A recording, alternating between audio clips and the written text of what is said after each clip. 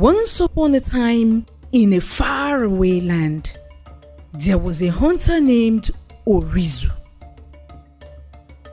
He was a very good hunter and would always outdo the other hunters whenever there was a hunting challenge. But one negative thing about Orizu was that he was very greedy. He was never satisfied with his catch, no matter how successful the day had been for him. He would hunt every day of the week, even on days the villagers set aside as hunt-free days. All the animals dreaded him. One day, Orizu got into trouble. He had gone out to hunt as usual, and he was so busy that he did not realize it was getting late. Oh no! How did I not realize it's getting late? He asked himself as he began to make his way out of the bush. He was so much in a hurry that he did not notice that there was danger ahead, and boom! He got caught in another hunter's net. He became very frightened. What do I do now? How do I get out of this? He muttered softly. At that moment, a rabbit was passing by and saw him. The rabbit was so happy to see him in that situation. Wow! This is great! Now we have to go and call the other animals. You will make a very good dinner for the lion and his brothers, and you will no longer disturb our kingdom, the rabbit said. No! Please, don't do that, please. I beg you with everything you hold dear. See, I'm ready to do anything you ask.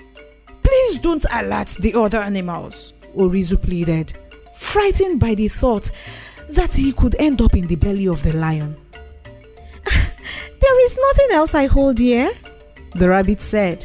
You've taken away everyone that was dear to me. But, wait a minute. Did you say you would do anything I asked? The rabbit queried. Yes, anything. But please, don't call the other animals, Orizu pleaded. All right, the rabbit said. You will promise never to disturb our kingdom anymore. But how do I survive with my family? Orizu asked. Okay, let's make a little adjustment. You can only come here once every 8 days. Orizu agreed. That was a fair deal. The rabbit helped him to loosen the trap with his teeth. He thanked the rabbit and went home. The rabbit was very happy to break the news to the other animals. They were all so happy. Orizu kept to his promise for a while, and then his greed returned.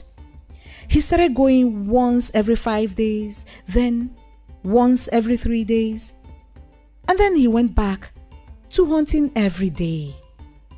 The rabbit and the other animals were very sad. And he promised, the rabbit said sadly, I will go and talk to him the next time he comes to hunt. The other animals tried to stop the rabbit, but he refused and insisted on going to talk to the hunter. Unfortunately, Orizu killed him while he was trying to remind him of his promise. The animals got very angry and decided to deal with Orizu. They came up with a plan on how to punish him. The next day, Orizu came to hunt as usual. Unaware of the plans, he made his way into the animal kingdom, confident that he would have a great day as usual. He didn't realize that there were ropes tied around the animal kingdom, and then he tripped on one of them and fell into some animal poo that had been littered everywhere. He got up, tried to move, and got caught in a spider web. Ah! What is happening to me? He screamed, and then he fell into a small pond filled with animal urine. Oh, water, he said, not knowing it was urine.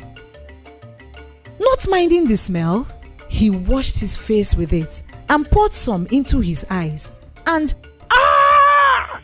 he screamed, writhing in pains. My eyes! Who's there? Help! Help me! Oh no! Help! The animals began to laugh and make jest of him. He realized just then what had happened to him. He tried to open his eyes, but no way. He pleaded, and no one helped him. He rubbed and rubbed his eyes, but the more he rubbed, the more severe the eyes became, until he lost his sight. The lion and his brothers didn't eat him, no.